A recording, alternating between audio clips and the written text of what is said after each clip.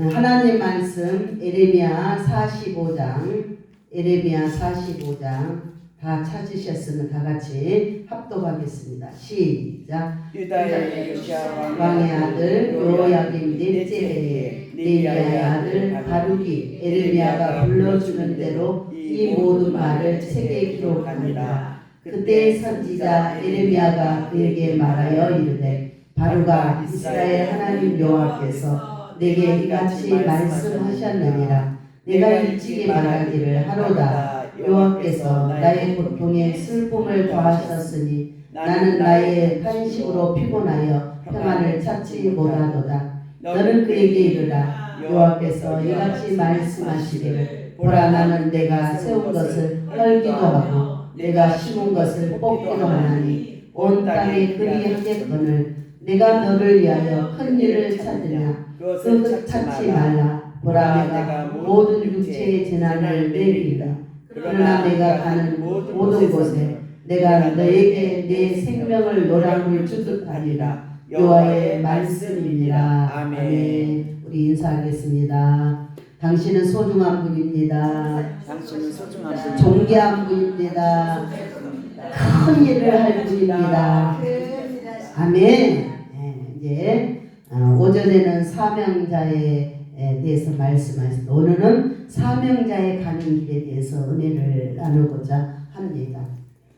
종교개혁자 칼뱅이 인간의 모든 직업은 하나님의 부름에 의한 거룩한 것이다 라고 말했습니다. 이것을 직업 소명설이라고 해요. 그래서 직업에는 기천이 없다라는 말이죠. 직업은 높고 낮음이 없고 귀하고 천한 것도 없습니다. 에레미야를 통해서 주시는 하나님의 말씀을 에레미야 곁에서 받아 기록한 서기관 이름이 오늘 누가 나와요? 바룩이죠. 그는 철저히 선지자 에레미야의 동역자예요. 그래서 하나님의 말씀을 기록하는 대필자.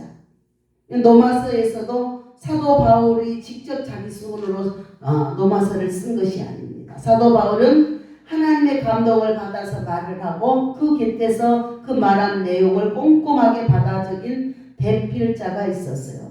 그의 이름이 더디오. 로마서 16장 22절에 보면 이 편지를 기록하는 나 더디오도 주 안에서 너희에게 문안하노라 라고 하였어요.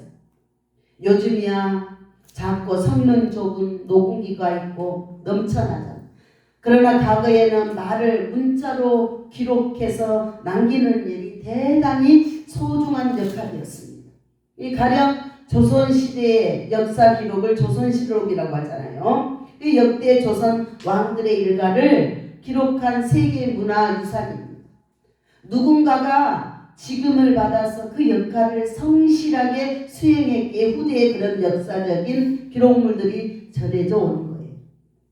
이 네리야의 아들 바룩은 선지자 에레미야 곁에서 하나님의 말씀을 기록한 기록자입니다. 서기관. 그에게는 에레미야를 복음가는 고통과 고민과 어려움이 적지 않았어요.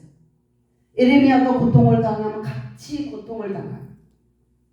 에레미야 곁에서 그림자처럼 행동과 출입을 함께 해야 했던 바룩은 에레미야 고통이 자신의 고통이 되고 에레미야 고난이 자신의 고난이 된 거예요. 그래서 사역자가 풀리면 함께 풀리고 사역자가 고통을 당하면 함께 고통을 당합니다. 그래서 바룩에게도 고통과 슬픔과 마음의 탄식과 육신의 피곤이 극심했어요.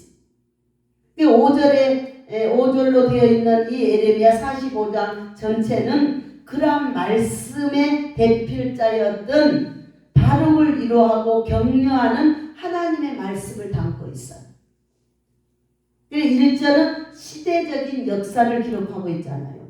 여호야김 왕 넷째 해란 주전 605년 바벨론 제1차 침공이 있기 직전의 상황을 기록한 말씀. 즉 하나님의 말씀을 에레미야가 말하고 그 말씀을 두루마리에 기록한 에레미야 36장을 기록할 때 말한 것입니다. 그 당시 성전의 대제사장들 중심으로 한 종교 지도자들이 선지자 예레미야의 성전 출입을 제안을 했어요. 그때 바룩이 예레미야를 대신해서 역할을 감당하면서 장차 유다에 임할 하나님의 심판과 예언과 자신에게 닥칠 고난을 생각하면서 비탄에 빠지는 거예요. 그때 하나님께서 예레미야를 통해서 바룩을 격려하고 위로하는 내용이 이 예레미야 45장 전체입니다. 그래서 한 사람에게 집중했기 때문에 짧아요. 믿음으로 살아가는 우리 각 사람은 누구나 다 사명자입니다. 예레미야만 사명자가 아니라 하나님을 말씀한 대표했던 기록자 바룩도 사명자. 오늘날 우리 각 사람도 마찬가지입니다. 가정과 직장과 일터와 사회 곳곳에서 그리고 교회에서 각 사람이 나를 향해서 하나님의 분부와 기대와 섭리를 깨닫고 살아간다면 우리는 다 누구나 사명자인 줄 믿습니다. 그래서 오늘 말씀이 사명자의 길로 정했어요. 따라해보세요. 사명자의 길. 사명자의 길. 네, 우리 사명자의 길을 가는 사람은 그 첫 번째 하나님을 절대 주권으로 인정하자. 아멘. 하나님을 절대 주권으로 인정. 인간의 생사화복과 흥망성쇠가 하나님 손 안에 있어요. 사람이 노력하고 수고하고 성실하게 사는 것이 필요하지만은 하나님의 도우심과 인도하심을 우리는 인정할 수 있어야 합니다. 그것이 믿음. 물론 하나님을 믿지 않는 이들은 하나님의 섭리 운운하면서 그렇게 말이 되느냐고 비판할 수도 있을 것입니다. 그러나 믿음의 눈으로 보면은 우주 삼라만상이 주관하시는 하나님의 절대 주권이 있습니다. 인간 개인에게도 마찬가지. 각 사람을 향하신 하나님의 섭리와 절대 주권이 있는 줄 믿으시기 바랍니다. 아브라함이 나이 75세에 고향 친척 아비집을 떠났습니다. 그에게 말씀하신 하나님의 말씀에 순종한 것이죠. 그러나 아브라함의 그런 생의 변화가 그의 곁에서 함께 살아가던 동족들에게는 받아들일 수 없는 사건이죠. 말도 되지 않는 사건입니다.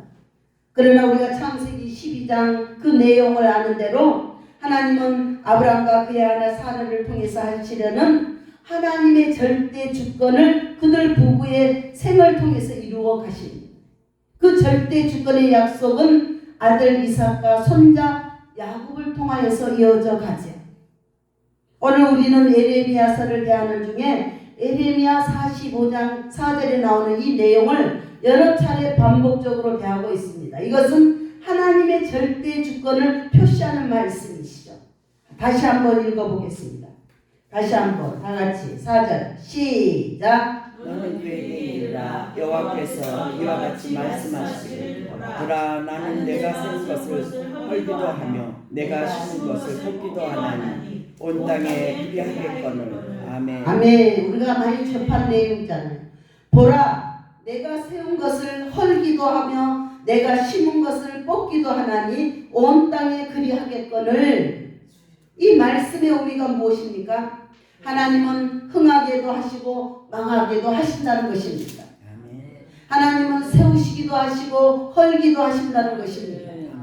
하나님은 죽이기도 하시고 살리시기도 하신다는 것입니다. 하나님은 심기도 하고 뽑기도 하신다는 거예요. 그러므로 사람이 자기 힘만 의지하고 사는 것은 어리석은 것이라는 거예요. 마틴 루터가 가사를 쓰고 친히 곡을 붙인 찬송가 585장 내 주는 강한 성이요 내 힘만 의지할 때는 패할 수밖에 없도다. 내 힘 있는 장수 나와서 날 대신 함께 싸우네. 이 장수 누군가? 주 예수 그리스도의 만군의 주로다. 당할 자 누구랴 반드시 이기리라. 아멘. 예수의 이름으로 승리했어요. 아멘. 하나님께서 기도하는데 아침에 그런데 하나님께서 해결했. 아멘. 아멘. 해결했습니다. 아멘. 우리 주님이 해결했어요. 신앙생활을 한다는 것은 나를 향하신 하나님의 절대 주권을 깨닫고 그 다스림 앞에 나의 주권을 내어드리는 거예요. 아멘. 아멘. 또 찬양이가 내가 주인 삶은 그 찬양. 내가 주인 삶은 모든 것 내려놓고 내 주 대신 주 앞에 나아가 내가 사랑했던 모든 것 내려놓고 주님만 사랑해. 아멘. 내가 주인 삼은 모든 것 내려놓고 내 주 대신 주 앞에 나가 내가 사랑했던 모든 것을 내려놓고 주님만 사랑해.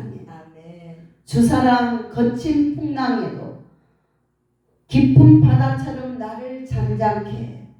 주 사랑 내 영혼의 반석 그 사랑 위에 서리라. 아멘. 생각해 보십시오. 가사가 쉽고 찬양 따라 부르기가 쉽지만은 내가 내 것을 그렇게 쉽게 내려놓을 수 있고 산다는 것은 내가 사랑했던 그 모든 것을 내려놓고 주님을 나의 주인 삼고 사랑하는 일이 그리 쉬운가요? 그러나 분명한 것은 믿음으로 할 수 있는 줄 믿습니다. 아멘. 이 스스로 한번 질문해 보세요. 내 생명의 주인이 누구십니까? 하나님. 내 건강의 주인 하나님. 내 가족, 내 자녀의 주인이 누구십니까? 하나님. 내 소유, 내 재물, 내 가진 것의 주인은 누구십니까? 하나님. 내가 쌓은 학력, 경력, 이력 주인은 모두 주님의 것입니다. 아멘. 요셉의 엄마인 라헬은 요셉의 동생 베냐민을 베들레헴으로 가는 길에 난산을 하고 목숨을 잃었지요. 창세기 35장에 나오는 내용입니다. 라헬은 남편 야곱이 끔찍이도 사랑하고 예뻐하고 이해하는 아내죠. 슬픔 중에 야곱은 사랑하는 아내 라헬을 베들레헴의 길가에서 장사하고 모비를 세웠어요. 야곱으로 하면 그런 슬픔을 겪기 전에 그런 어려움을 겪기 전에 나타나신 하나님이 그의 이름을 더 이상 야곱이라 부르지 않겠다고 하셨어요. 야곱의 이름을 이스라엘이라고 부르겠다고 말씀해 주시면서 그에게 풍성한 약속을 축복의 말씀을 해 주셨어요. 창세기 35장 11절 12절에 보면 나는 전능한 하나님이라 생육하며 번성하라. 한 백성과 백성들의 총회가 네게서 나오고 왕들이 너 허리에서 나오리라. 내가 아브람과 이삭에게 준 땅을 네게 주고 내가 내 후손에게도 그 땅을 주리라. 이 고통을 당하기 전에 하나님이 주신 축복의 내용, 거창한 축복의 말씀을 받은 그 자리에 돌기둥을 세우고 전제를 붓고 기름을 부었어요. 그리고 하나님이 나타나셔서 자기가 말씀하신 그곳을 베들이라고 하였습니다. 이런 은혜로운 체험이 있는지 얼마 후에 사랑하는 라헬을 잊는 슬픔을 겪어요. 야곱은 아내 라헬을 장례한 후에 갓 태어난 불쌍한 베냐민에게 젖줄 유모를 찾아 나서야만 했습니다. 그 얼마 후에 다시 세기를 가던 중에 에델 망대를 지나 장막을 치고 머물었습니다. 야곱이 그 땅에 거할 때 큰아들 누벤이 야곱의 첩인 비라와 동침하나 패륜을 저지른 사건이 나와요. 또 그 얼마 후에 아버지 이삭이 돌아갔다는 소식을 전합니다. 하나님이 거대한 축복을 약속해 준 그 약속을 받은 후에 이런 어려움과 한란과 고통이 그 앞에 다가온 거예요. 야곱은 헤어져 살던 형 에서와 만나서 아버지 이삭의 장례를 치루었습니다. 야곱이 경험한 이 모든 일상이 무엇을 말합니까? 기쁨과 슬픔과 가슴 아픔과 일들을 분하고 화나는 일들이 파도처럼 밀려오는 것들이 우리 인생이 아닌가 그렇게 생각이 듭니다. 아멘. 이 모든 일은 우리 각자를 향하신 하나님의 절대 주권이라는 표현 말고는 다시 설명한 자료가 어디가 있겠습니까? 지금도 우리는 하루하루 한 시간 한 주간 나를 향하신 하나님의 절대 주권을 시인하고 하나님의 선하신 손길 안에서 생각하고 말하고 출입한 범사가 되기를 축복합니다. 아멘. 아멘. 두 번째는 평범한 일상이 복이다. 아멘. 한번 따라해 보세요. 평범한 일상이 복이다. 평범한 일상이 복이다. 아멘. 5절을 보면은 5절에 내가 너를 위하여 큰 일을 찾느냐 그랬어요. 이게 큰 일을 게돌로투 분수에 지나친 욕망을 뜻합니다. 성경은 자세하게 말하고 있지는 않지만 하나님이 바르게 내가 너를 위하여 큰 일을 찾느냐 그 책망하신 것을 보면 아마도 바룩이 너무 에레미야한테서 그 하는 것이 힘들고 고통스럽고 자기의 생명이 어떻게 될 줄 모르니까 다른 큰 일을 찾은 그 욕망을 가졌던 것 같아요. 근데 하나님께서 다른 사람한테 에레미야 선지자를 통해서 말씀하시는 거예요. 예? 그것을 그 허망에 대한 야망 갖고 있는 것은 분명해 이 바룩이. 근데 그것을 아신 하나님께서 바룩을 책망하신 내용이 하나님은 단호하게 말합니다. 그것을 찾지 마라. 우리도 그것을 찾지 마시기 바랍니다. 맞습니다. 학생은 열심히 공부하는 길을 가야 되고 군인은 군대에서 열심히 군인의 길을 가야 돼요. 그 길을 벗어나면 탈선이에요. 군복을 벗고 무력으로 권력을 장악하다 보니까 우리나라도 그런 것이 지금도 오잖아요.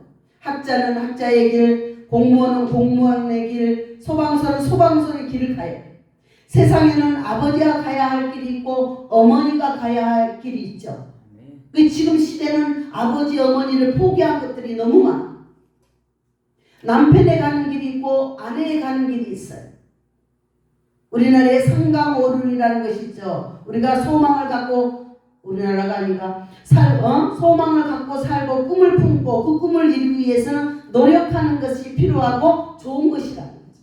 그러나 허망한 꿈에 사로잡히거나 지나친 욕망에 사로잡혀서 물불 가리지 않으면 목표를 향해 달려가는 것이 지극히 위험한 일이라는 거죠. 노아는 세상 사람들이 그를 손가락질하고 나무랬지만은 자신을 향한 하나님의 말씀을 준행하였습니다. 분수를 지켰어요. 방주 건설을 평생 사명으로 알았어요. 요셉은 형들에게 애굽의 노예 시장에 팔렸잖아요. 어느 날 갑자기 요셉은 노예가 되고 말았습니다. 그러나 요셉은 그 전부터 믿던 하나님의 그 신앙이 흔들리지 않았어요. 환난과 공고 속에 흔들리지 않았어요. 아버지 야곱의 하나님, 할아버지 이삭의 하나님, 중조 할아버지 아브라함의 하나님을 믿는 믿음을 붙잡았어요. 그런 요셉에게 하나님은 늘 함께했다, 동행했다 그랬어요. 요셉은 그 어느 노예가 달랐어요. 요셉은 그와 함께 하시는 하나님을 믿는 믿음 가운데 그 어떤 어려움도 이겨냈습니다. 그 어떤 시련도 견뎌냈습니다. 그 어떤 유혹도 지혜롭게 피했습니다. 그 결과 오히려 억울하게 누명쓰고 감옥에 갇히는 신세로 전락하고 말합니다. 아니 하나님을 의지하고 하나님을 사랑하고 주님을 바라봤는데 감옥에 갇히게 됐어요. 요셉은 감옥 안에서도 그러나 실망하지 않았습니다. 하나님을 믿는 신실한 요셉의 모습을 감옥을 지키는 간수장도 알아볼 정도. 요셉은 감옥 안에서도 성실했습니다. 하나님은 그런 요셉을 나중에 바로 왕의 꿈을 해석하는 해석자로 자리로 불러내셨습니다. 요셉은 일순간에 나라의 2인자가 되었습니다. 그래도 요셉은 교만하거나 거만하지 않았습니다. 요셉의 지혜로운 7년 풍년 갈리는 뒤이어 찾아온 애굽의 7년 흉년을 극복하는 역량 있는 총리의 자리로 이어집니다. 하나님은 그런 요셉을 사랑했습니다. 바룩처럼 허망한 꿈, 큰 꿈에 사로잡혀 날뛰면 하나님이 하시고 책망하시고 5절에 하나님은 바룩에게 분명히 책망하셨어요. 바룩아, 네가 큰 일을 찾지 마라. 헛된 욕망에 사로잡혀서 주어진 하나님의 은혜의 복을 네 발로 걷지 말라라는 하나님의 말씀. 분복이란 말이 있습니다. 하나님은 각 사람에게 자신이 누리며 살아야 할 분복을 나누어 주셨습니다. 그것을 감사함으로 누리는 사는 것이 행복의 길인 줄 믿으시기 바랍니다. 상대적으로 남만 부러워하고 탐심을 갖고 지나친 경생심을 갖는 것은 불행과 화해의 시작입니다. 전도서 5장 11절에 노동자는 먹을 것이 많든지 적든지 잠을 달게 자거니와 부자는 그 부유함 때문에 자지 못하느니라 그랬어요. 재물만 쫓는 자들은 일평생 어두운 데서 먹으며 많은 근심과 질병과 분노가 그에게 있느니라. 전도서 5장 17절에 현대인의 번역 성경을 보면은 나는 하나님이 주신 짧은 인생을 사는 동안 먹고 마시며 자기 일에 만족을 느끼는 것이 제일 좋은 일이고 이것이 인간의 운명임을 알았다 그랬어요. 아멘. 만일 하나님이 어떤 사람에게 부와 재물을 주셔서 그것을 누리게 하시는 복을 받아 가지고 수고한 것을 즐길 수 있게 하시는 그것이 하나님의 선물인 줄 믿습니다. 하나님이 그의 마음에 기쁨을 채워주었으므로 그는 인생이 짧다는 것을 그리 심각하게 생각하지 않아도 됩니다. 전도서 5장 18절 20절의 교훈이에요. 우리말 속담에 10손가락 깨물어서 아프지 않은 손가락이 없다고 했습니다. 세모적 성경에도 전도서 5장 20절을 이렇게 번역했어요. 우리 각 사람을 향한 하나님의 마음을 알게 하는 내용이 있죠. 하나님은 이처럼 사람이 행복하게 살기를 바라시니 덧없는 인생살이에 크게 마음 쓸 일이 없다. 아멘. 지나친 욕심을 부리다가 불행의 늪에 빠지지 말고 우리는 하루하루 주님 안에서 감사하며 행복하게 즐겁게 소망을 갖고 살아가는 것이 하나님의 아들, 딸이고 사명의 길을 가는 길인 줄 믿으시기 바랍니다. 세 번째는 생명 보존의 약속이다.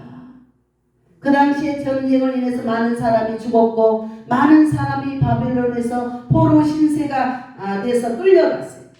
유대 땅에 남은 자들은 운명도 풍전 등화와 같았어요. 언제 내 목숨이 달아날지 예측할 수가 없었어요. 더군다나 대적자가 우글대던 환경에서 에레미야의 하루하루를 곁에서 지켜보던 말씀의 대필자 바룩의 마음이 편할 리가 없었습니다. 나도 죽겠구나. 그래서 큰 일을 찾았던 거죠. 자신도 언제 목숨을 달아날지 모르는 신세가. 그런데 하나님은 특별히 바룩을 지정해서 말씀하셨어요. 뭐라고요? 바룩의 생명을 지켜주시겠다고 약속을 했어요. 과거에 많은 이들이 나연 일병 구하기라는 그 영화를 보았습니다. 그 내용은 무엇입니까?